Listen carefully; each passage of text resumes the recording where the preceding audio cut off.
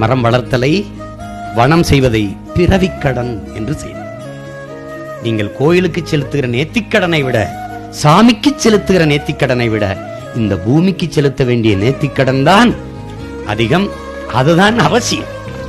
ஒண்ணு விட ஒரு மரத்தை நட்டுட்டு போயிருக்க, அதை வளர்க்கணும், பராமரிக்கணும். நாம் வரும்போது எப்படி சாலை பணியாளர்களுக்கு வேலை எடுத்தார்களோ, ஆள் எடுத்தார்களோ, அப்படி வனம் செய்வதற்கு என்றே நாம் பல்லாயிரக்கணக்கான பணியாளர்களை எடுத்து அவர்களுக்கு சம்பளம் கொடுத்து நம் பூமியை பச்சை போர்வையால் போற்றோம். தமிழகம் பூமியின் சொர்க்கமாக மாத்திரம். மாணவ பிள்ளைகளை மரம் நடுதல், வளர்த்தல், பராமரித்தலில் ஈடுபடுத்துறோம்.